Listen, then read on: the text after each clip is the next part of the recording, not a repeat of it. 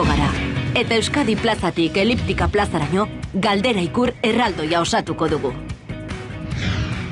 Parte hartzeko eskuratu... Hori ekainaren 10ean izango da, gure esku dago ekimenak gaur bertan aurkeztu baitu, zer egiteko asmo duten, hori izango da hurrengo urratsa.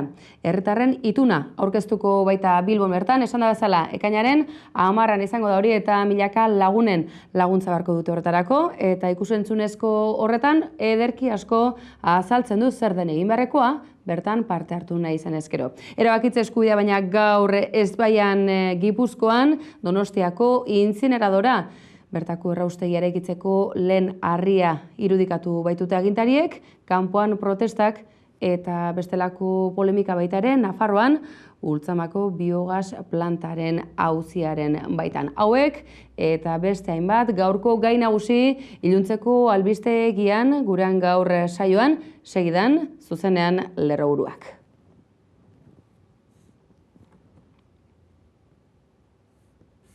Eta aurreratu dizugun bezalaxe, ekainaren 10ean Galdera Ikur erraldoia osatu nahi du, gure esku dagok Bilbon egun berean, ekitaldiaren amaieran itun herritarra aurkeztuko du plataformak, bertan bilduko dituzte, orain arte lortutako adostasunak eta gure esku ekimenaren filosofia bera ere bai. Izan ere, 2019an Euskal hiriburuetara egin nahi du salto, gure esku dagok.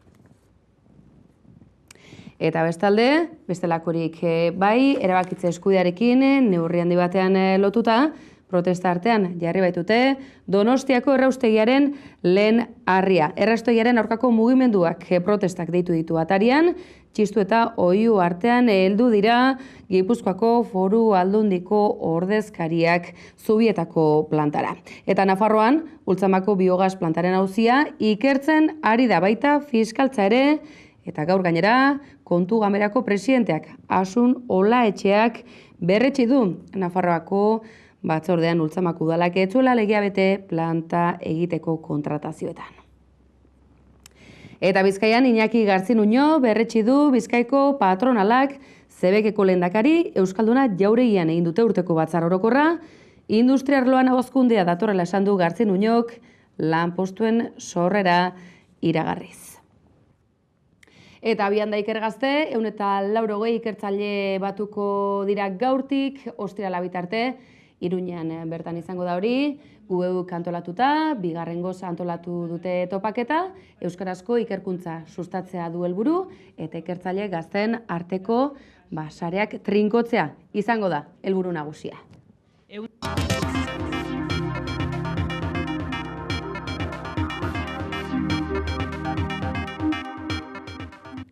Gabon deizuela guzti hori ekainaren 10ean Galdera marka erraldoia osatu nahi du, gure esku dago ekimenak. Bilbon izango da hori gainera. Eta egun horretan bertan, ekitaldiaren amaieran itun herritarra da aurkeztuko dutena, gaur plataformak jakinarazi duenez. Herritar asko eta askoren parte hartzearen beharra izango dute horretarako gainera, gure esku dagok gaur bertan jakinarazi duenez, ez baita aztekoa, esan da bezala, 2019an Euskal hiriburuetara egin nahi duela salto gure esku dago ekimenak esan da bezala. Ikusi duzuen, ikusen zuzenezko horretan, azalpenak gainera, xe ematen ditu ekimenak eta parte hartzeko prozeduraren berere eman dute gaur bertan. Azken hilabeteotan, herriz herri eta eskuz esku, Euskal herritarrok erabakitzeko eskubidearen inguruan hainbat adostasun lortu ditugu eta adostasunaren oinarriak eta erabakitzeko borondatea plazaratzeko unea iritsi da. Datorren ekainaren 10erako mobilizaziora deitu du gure esku dago ekinbideak. Erabakitze eskubidearen alde, Galdera Ikur erraldoia irudikatuko dute Bilbon, Euskadi plazatik plaza eliptikora. Olatuz olatu, herriz herri, milaka eta milaka borondate pilatu ditugu erabakitzeko eskubidea erabiltzearen alde. Erabakitzeko pres gaudela argi utziz. Hain zuzen ere, hori da ekainaren 10ean Bilbon irudikatu nahi duguna. Estatus politikoari buruz erabakitzeko nahia erakutsiko dugu Euskal herritarrok. Mobilizazioaren amaiera ekitaldian, herritarron ituna aurkeztuko dute, gizarte osoarentzako tresna izan nahi duena. Itun demokratiko horrek jasoko ditu Euskal Herrian erabakitzeko eskubideen inguruan gaur arte lortutako adostasunak eta erabakiaren oinarriak. Gizarte osoarentzako tresna ireki bat izateko jaio da. Ekaineko mobilizazioari begira, prest egunak antolatuko dituzte maiatzaren 27ko asteburuan, Euskal Herriko herri zein auzoetan. Eta bitartean gaur izan da bestelako albisterik, izan ere, Bilbon aurkezpen hori egin du gure esku dago ekimenak, erabakitze eskubideari dagokionean, bien bitartean erabakitze eskubidearen gatazketako bat, Gipuzkoan, hain zuzen ere, Donostiako erraustegiari dagokionean. Guraso elkarteak nazioartera joko du Donostiako erraustegiaren finantzaketa geldiarazteko, hori jakinarazi dute gaur, Meridian enpresa dabil inbertitze lanetan, tira, badirudi, bertako inbersorekin harremanetan jartzeko asmoa dutela, besteak beste, Europa iparraldeko hainbat pensio elkarteren bazkide delako. Hala eta guztiz ere, hori iragarreta ere, ez ematen, Gipuzkoako Foru Aldundian negoziatzeko prest dagoenik, oraingoz behintzatez, protesta artean, irudikatu baitute gaur, Olano diputatu nagusiak eta ondokoek, besteak beste, gaur eraikuntza lanen lehen ekitaldi hori. Hala eta guztiz ere, egoera horre baitan, erren baitan, protestak izan dira nagusi, eta horren irudia, Zubietako kanpoko aldean ikusi ahal izan dugu, izan ere, protestetarako deia eginez, hainbat herritar elkartu dira bertan. Ingurumen gunea batzuentzat eta Gipuzkoako errauste planta besteentzat aldeko eta kontrakoen iritziak inoiz baino urrunago daude gaur, lehen harria jarriko duten egunean. Erraustegiaren aurkako mugimenduak elkarretaratzea egin du hemen, Bugatiko gasolindegian, planta jarriko duten tokitik oso gertu, eta argi esan dute urteak daramatzetela borroka honetan, eta ez dutela orain amore emango. Gainera, beraiekin egon dira, Gipuzkoako Foru Aldundiko, Aldugu eta Euskal Herria Bilduko ordezkariak.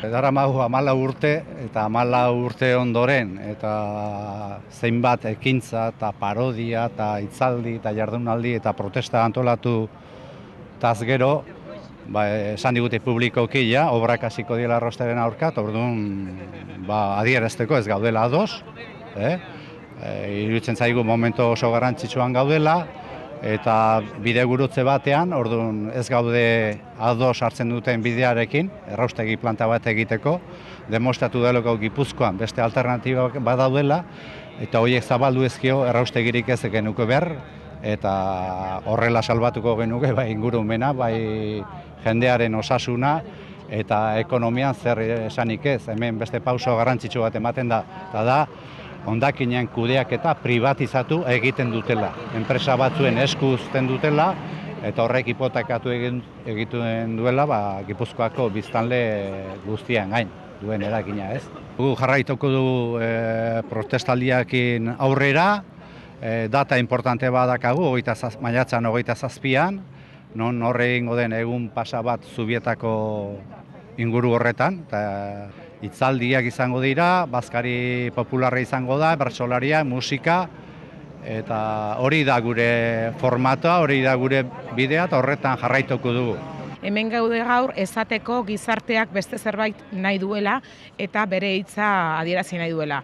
Gu beti gaude prozesu parte hartzaileen alde, informazioa behar du herriak eta parte hartu behar du eta bere hitza eman behar du. Duen aldetik ikusten dugu badaudela motibo asko erraustegiaren kontra egoteko, bai ingurumen aldetik, bai osasunaren aldetik, bai ikuspegi ekonomiko batetik, baina baita ere, azpimarratu nahiko genuke guretzat oso importantea dela akordioetara iritzia izatea. Ikusten ari gara beste kudeaketa posible bat badagola, beste kudeaketa aurratu bat badagola, Nafarroan daukago adibide ezin hobe bat, non han ikusten ditugun indar eraldatzaileak, indar aurrerakoiak ados jarri egin dira Nafarroan, beste kudeaketa mota egiteko hondakinekin, eta guk horren aldeko apostu egin dugu. Bai beste azpiegitura batzuen alde, eta baita ere akordioak irizten alde.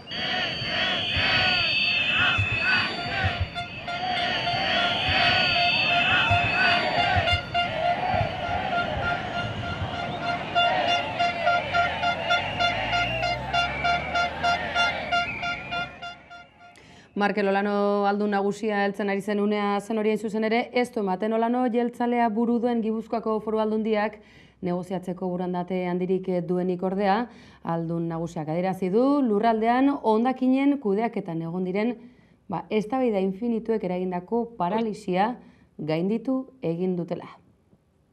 Ez dute harririk jarri, fisikoki behintzatez, baino eman diote inaugurazio ofiziala Gipuzkoako errauste plantari. Markel Olano ahaldun nagusia, Jose Ignacio Asensio ingurumen diputatua eta erraustegia eraikiko duen enpresa taldeko, hondakineko arduradun bat, ordezkari bat, aritu dira gaur goizean prentsaurrean. Markel Olanok adierazi du Gipuzkoan hondakinen kudeaketaren debate infinituek paralisi sakonean murgildua zutela lurraldea, beraiek hauteskundeetara konpromiso batekin aurkeztu zutela beren burua eta konpromiso hori bete egin dutela lan hauek hastearekin batera. Asensio diputatuak bestalde atzera kontaketa hasia dela esan du eta aurreikuspenak betetzekotan 20 hilabetean amaituko dituzte lanak. 768 milioi euro ordainduko ditu Gipuzkoako Foru Aldundiak 35 urtez eta esan bezala 2019tik aurrera errauste planta martxan egongo da.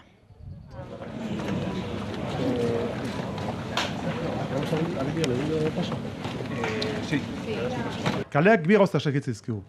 Bata da, konpontzea arazoa. Eta guk gaur, konpondu egiten dugu arazoa. Eta bigarrengoa da, ingurumen ikuspeditik ahalik eta baldintza hoberenekin egitea. Eta horrela egingo dugu. Beraz, mundu mailako referentzia izango dugu gaur martxan jartzen dugun planta hau. Guk herriari eskegin eginion hitza bete egingo dugu. Eta gaur hasten dugu bide hori. Baina hortik aurrenik esango nuke, gaur ematen dugula Gipuzkoarentzako bere obligazioa den, bere konpromisoa den, eta bere bete beharra den, azkenean, sortzen dituen zaborrei, tratamendu egoki bat emateko, azpiegitura gaur martxan jartzen dugu. Eta egingo dugu mundu mailako azpiegitura importante eta aurreratuenetako batekin. Egoera larria zen, eta da oraindik. Baina gaurtik aurrera, konponbidearen irtenbidea ikusten hasi gara. 3 arazo nagusi aurkitu genituen. Jasotako egoera ekonomikoa, azpiegitura eza eta irtenbide falta. Gaur, egoera erabat bideratu dugu. Eta 2 urte barru, Gipuzkoak behar dituen azpiegiturak abian izango ditu. Hoiek beraz aurrikuspenak edozein kasutan baliteke oztopoak ere izatea, izan ere ustezko ustelkeria kasuek zipristindu dituzte proiektu honetan parte hartuko duten zenbait enpresak eta bestalde gurasosek iragarri du finantziazioari ere trabak jartzen saiatuko dela eta gainera erraustegiaren aurkako plataformak borrokan segituko duela iragarri du eta maiatzaren 27an erraustegiaren aurkako eguna ospatuko du Zubietan. Gipuzkoa Zutikek iragarri duenez, udaberri beroa izango da. Hori Donostian, Nafarroan berriz, Ultzamako biogas plantaren auzia ikertzen ari da, baita fiskaltza ere. Nafarroako kontu gamerako presidente Asun Olaetxeak gaur berretsi du, Ultzamako udalak ez zuela legea bete planta egiteko kontratazioetan, Nafarroako legebiltzarrak lantaldea osatu du gainera auzia ikertzeko eta Olaetxeak jakinarazi du, fiskaltzak ere ikerketa abiatu duela aurreratu dizuegun bezalaxe. Gaur goizean, Nafarroko Parlamentuan egindako agerraldian, Asun Olaetxeak, kontuen ganbarako lehendakariak, agerraldia egin du. Berak zuzentzen duen erakundeak, Ultzamako biometanizazio plantan aurkitu dituzten irregulartasunen berri emateko. Sendo bezain argi aritu da ia ordu batez, Ultzamako plantaren inguruan sortutako enpresa sarea eta hien arteko erlazioen berri ematen. Gu ikusi duguna da legea ez dela bete eta geho milioi bat euroko bikoiztatutako faktura daudela, erantzukizun penalak egon ditekela eta fiskalaren esku utzi dugu. Irregulartasunen artean, fakturak bikoiztea, udalari jakinarazi gabeko azpikontratazioak egitea, obren bukaerako zertifikaziorik ez egotea, edota egoki iragarri gabeko pausoak ematea xehetu ditu. Osotara 3,85 milioi euro inbertitu dira proiektuan, hoietatik 3,28 komunitate foralaren eskutik lortutakoak dira. Aipatu behar da, laguntzak sail desberdinetatik lortzen zituztela, laguntzen arteko inkompatibilitateak saihestuz modu horretan. Ultzamako udalak bultzatu zuen biometanizazio planta, aberen hondakinen kudeaketa errazteko, eta gaur egun 3 milioitik gorako inbertsio publikoa egin ondoren, azpiegitura abandonatua dago eta arazoa konpondu gabe. 3 urtez eta 7 hilabetez aritu da martxan planta hori. Aipatu behar da, konzesioa eskuratu zuen enpresa desegin zutela, eta ondorioz, horrek nabarmen zailtzen du berriro ere martxan jartzeko posibilitatea. Kontuen ganberak informazio guztia fiskaltzaren esku utzi du, eta Asun Olaetxeak lehendakariak jakinarazi du, fiskaltzak aktuazioak ireki dituela erantzukizun penalaren zantzuak argiak baitira.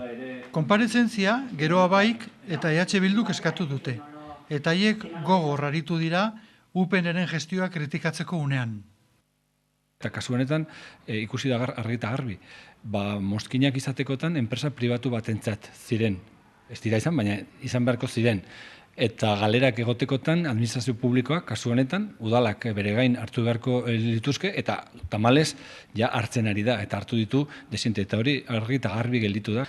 Kasu honetan ere, beste hainbat kasutan bezala, beste eredu bat dugu UPN-eko kudeak eta zein den aztertzeko eta baloratzeko, eta beti diogun bezala, beste txapuza bat dugu mai gainean, eta hoien ondorio ekonomikoa guztion artean ordaindu beharko dugu. Eta gero, garbi eta garbi ikusi da, aspalditik ikusten ez genuen txosten baten aurrean egon garela, aspalditik salatzen ez ziren irregurtasunak, ilegalitatea, zenolako entramado eta prozedurak sortzen ziren, bi aldiz obra berberarengatik, bi subentzio desberdinak, bi diru laguntzak kobratu ahal izateko, bi departamentu desberdinetatik, enpresa desberdinak erabiliz eta fakturazio gurutzatu horren bidez, ikaragarria esan da, guk esaten dugu, aspaldin ikusten ez genuen txosten baten aurrean gaudela, eta hori da. Ja, kokoteraino gaude UPN gutxitako zorrarekin, gero eta handiagoa den zorra, eta gero beste interesetan eta besteak beste zerbitzu publikoetan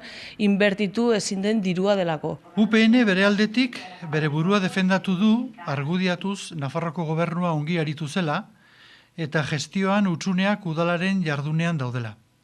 Gogoan izan behar da, irregulartasunak egin ziren unean, agrupazion Ultzamak zuela alkatetza, eta izaera independientea bazuten ere, taldeko buru zen gaur egun UPNren ejecutiban dagoen, eta toki administrazioko zuzendari orokorra izan zen Patxi Perez jauna. Badirudi hori izan dela defentsa, eta guri harritu gaitu, azkenean badakigu zerrenda horretan nor zeuden, badakigu Patxi Perez jaunaren alkate zenaren zerrenda zela, eta badakigu Patxi Perez gaurko egunean UPNren exekutiban dagoela. Beraz, nik uste dut, defentsa ahula izan dela hori. Biharria dago ekimen bat, plenoan eskatuko dugu zenbait taldeok ikerketa batzorde bat, zen badago alkatea zena, gero Espartzarekin toki administrazioko zuzendari orokorra izan zen, eta hori guk uste dugu hortik ere ildo horretatik badaudela ardura politikoak. Eta bestetik, Iruñeko mugikortasun planari buruz xehetasun gehiago eskaini ditu gaur Joseba Asiron, Iruñeko alkateak berak. Aldaketa sakonak datoz, besteak beste, bizikleten garraiorako eta garraio publikorako. Izan ere, erdigunea gertuago nahi du udalak, ez hori bakarrik, garraio publiko bidez, Iruña erdialdera iristeko erraztasunak jarri nahi dituzte, eta merkatari txikientzako onurak ekarri ere bai. Hiriko erdigunearen baretze plana aurkeztu dute gaur Iruñan. 2015ko azaroan zirriborro bat aurkeztu zuten, dagoeneko garai horretan eta gaur 18 hilabete pasata, lan sakona eta trinkoa egin eta gero, gaur azaldu digute haien ustetan hiriko erdigunean eta mugikortasunaren arloan gauzatuko den aldaketa handia. Mugikortasuna badela hirietan eta 21. mendearen hasiera honetan gauzatuko den aldaketarik sakonena eta nabarmenena izango dela eta horrexegatik udal gobernuaren apostu handienetako bat dela aipatu du Asironek. Trafikoaren menpe zegoen hiri bat jaso zuten eta haiek hori aldatu nahi dutela, buelta eman nahi diotela alegia esan du Asironek. Beraz, mugikortasunaren aldeko apostua errealitate bat dela diote eta zentzu horretan data bat ipini dute irailaren 4. Data horretatik aurrera, kalean eta aldaketa guztiak gauzatuko dira. Gainera, 2 gauza azpimarratu ditu Asironek. Batetik, esan nahiko nuke, plan honek hobetuko duela eta gara modu nabarmenean hiriko mugikortasuna eta aldaketa horren ondorioz hiri atseginago, bareago eta seguruagoa izango dugula. Eta bigarrenik, honen bitartez, hiriko erdiguneak izango du sarrera errazagoa, hobeagoa eta batez ere garraio publikoaren eskutik. Modu honetan, espero dugu benetan, auzokideen bizi kalitatea hobetuko duela eta baita ere hobetuko dela nabarmenki gainera merkatal sarea. Aritz Aiesa, mankomunidadeko lehendakariak ere hitza hartu du eta plan horrek 2 lan ildo zehatz dauzkala komentatu du. Alde batetik adostasun politikoa eta bestetik parte hartzea. Oso garrantzitsua eta hola nabarmendu du Josebak, zein da parte hartzaren garrantzia. Bai, hiritarren aldetik, baita ere merkatarien aldetik eta baita ere administrazioen aldetik. Eta bukatzeko, eskerrak eman ditu Asironek plan hau gauzatu duten teknikari guztiei. Eta bestalde, kezka kontseiluak gaur azaldu duena, kezkatuta Kontseilua Nafarroko Gobernuaren Euskara dekretuarekin hain zuzen ere. Kezkatuta agertu da Kontseilua hain zuzen ere Nafarroko Gobernuak administrazioan Euskararen erabilera arautzen duen foru dekretuari egin dizkion moldaketak direla. Eta Kontseilua bakarrik ez, lab sindikatuak ere kezka azaldu du eta ez adostasuna, halaxe iritzi berbereko agertu da Euskal Herria Bilduko legebiltzarkide David Anaut. Guk ikusten dugu, berezikite igual oso orokorren esateko, dekretuaren konpromisoa aietsi dela. Alegia, lehengoa ere, etzen behar bezaina ausarta, gure guspegiti bintzate, gukola zen genuen, eta horrengoan ikusten duguna da, estiloak eta doinoak eta izan dula nolabaiteko berakada. Alegia, lehen planteatzen zena berare, gelditu dela bizat ahulduta edo lehunduta. Horren hor zenbait artikulutan ikusten da, esate baterako, lehen esaten zenean, beharrezkoa diren neurriak hartuko dira, orain izaten da, neurriak hartu ahalko dira, eta horren lehen planteatzen zen igual, neurriak hartu beharko direla bermatzeko, eskuale mistoan esate baterako.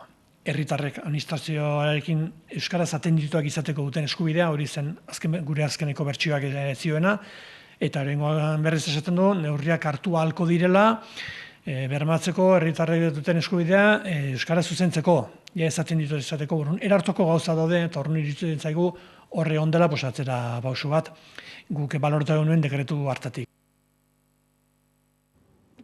Eta Bizkaian bestalde Iñaki Garzinuño berretsi du Bizkaiko patronalak Zebekeko lehendakari. Euskalduna jauregian egin dute urteko batzar orokorra, industria arloan hazkundea datorrela esan du Garzinuñok, lanpostuen sorrera ere iragarri du berak, esan da bezala, lehendakaritza berretsita egindako adierazpenetan.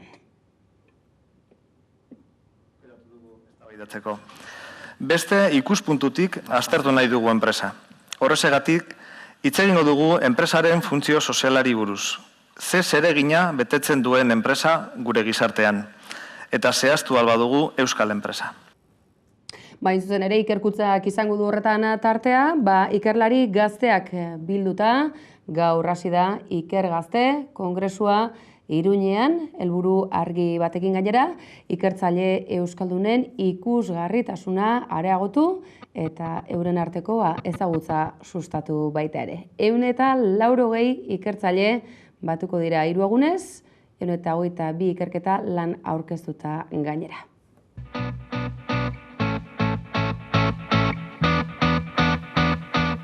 Hasi da Ikergazte, nazioarteko ikerketa euskeraz egitea sustatzen duen kongresua.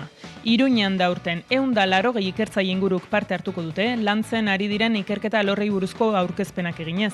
Gazte eta hasi berri izatea dute gehienek ezaugarria eta euskeraz aritzea.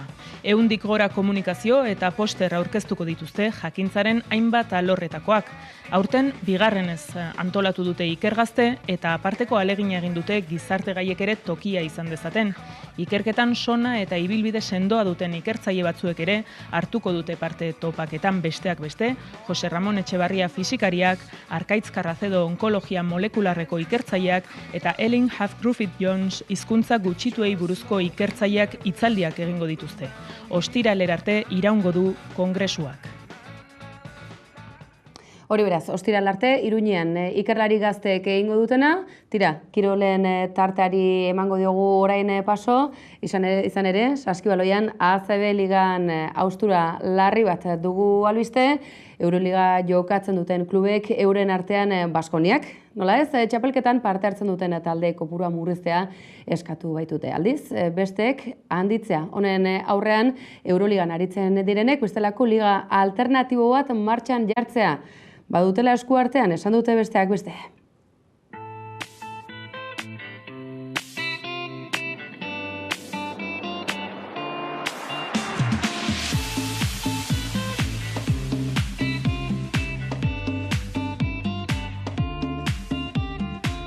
ACB Liga apurketaren atarian dago. Euroliga jokatzen duten talde eta bestelako kluben artean dagoen adostasun falta dela. Eta izan ere, Real Madridek Barcelonak Unicaja eta Baskoniak txapelketan parte hartzen duten ekipoen murrizketa planteatu dute Europan dituzten konpromisoei hobeto heldu ahal izateko. Atzoko bilerak ez zuen inolako fruiturik eman, guztiz kontrakoa. Euroliga jokatzen duten taldeak maitik altza eta txapelketa alternatibo eta pribatu bat sortzeko aukera planteatzeraino.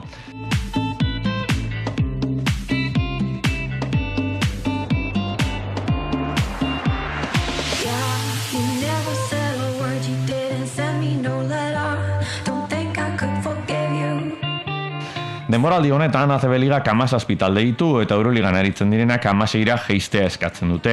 Aldiz, bestelako klubek 18 ekipo barnebilduko lituzken liga baten aldeko autua egiten dute, bukaerako playoffak desagerrarazita. Bestelako aukera bat litzateke playoffa aurreneko 4 taldeek jokatzea, Real Madridek, Baskoniak, Barcelonak eta Unicajak ez baitiete kanporaketek eskaintzen dituzten onura ekonomikoei uko egin nahi. Egoera ez da batera erraza izan ere, auzitegiek ACBek berekide izan nahi duten instituzioei ezarritako kanona gehiegizkoa dela arautu ondoren, aurreko urteetan kirol merituengatik igoerak lortu dituzten Burgos eta Palentziaren aukerak handitze ditu, baita ACBrekin akordia duen Ourenzerena eta urten LEB Liga irabazi duen Gipuzkoa Basketena. Horiek horrela, ligaren nahia berriro ere 20 talde izatera itzultzea da.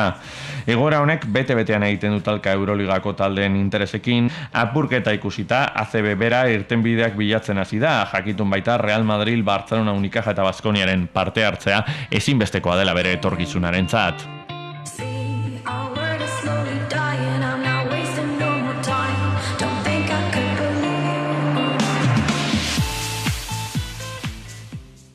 Eta Italiako Giroan bestalde Fernando Gaviriak irabazi du gaur Sizilian lehiatutako etapa, aurtengo edizioan Kolonbiar gazteak lortzen duen bigarren garaipena da hau gainera. Bob Jangelsek lidertzan jarraitzen du eta Mikel Landa da sailkapeneko lehen euskalduna 12. postuan gainera. Esan da bezala, horixe Italiako Giroak emandakoa, baina ez da ez Giroak utzitako albiste bakarra, izan ere, oraindik ere kexen helburu baita, hain zuzen ere, etapa amaierako ikuskizunak uzten duena. Hor ikus dezakezue, gaurko etapa amaiera, halaxe izan da esan da bezala.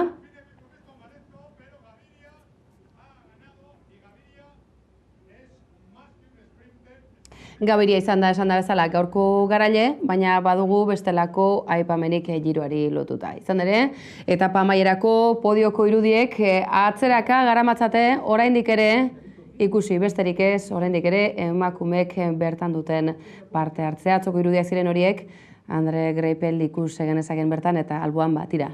Eguneroko azapata horiek, Australiako itzuliak hartu zituen bere momentuan erabakiak, orain ez asko, tira, ea bestelako lehiak eta goi mailako lehiak eta hauek ere bestelako erabakirik hartzen duten.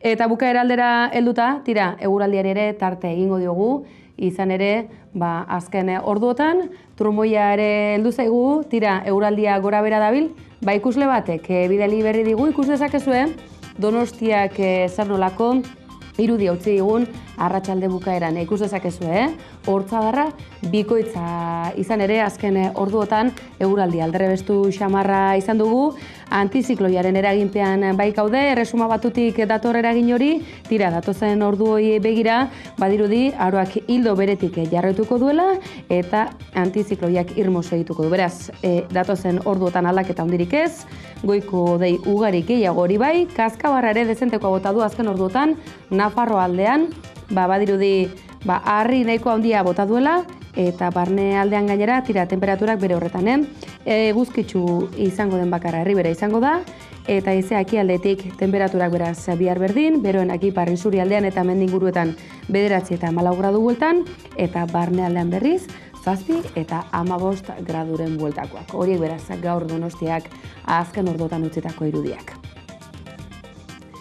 Eta bukaera aldera helduta, eguraldiaren iragarpenaren berrira eman dizuegu, tira, gure esku dago ekimenak, gaur Bilbon egindako agerraldiarekin, hasi dugu gaur biluntzeko albistegi nagusia, zuzenak gainera, 9:31 direla esan genezake, tira, eta bukaera alde honetan, eman bortzekoa, elkarteak aurkeztu duen bideoklipa ekarri dizuegu, ekainaren 18an, bortzirietan eginen diren herri galdeketei begira, ez da ahaztekoa gainera, izugarrizko ikustaldiak izan dituela bideoklipak, honezkero ikusgai duzuen honek, joan den asteburuan egin dute aurkezpen hori, eman bortzekoa elkarteko ordezkariek, eta jendetza bildu da gainera. Orain ere sarean ikusgai duzue, aipatu nahi dizuegu, lehen egunean bertan bakarrik 2000-tik gora ikustaldi izan zituela.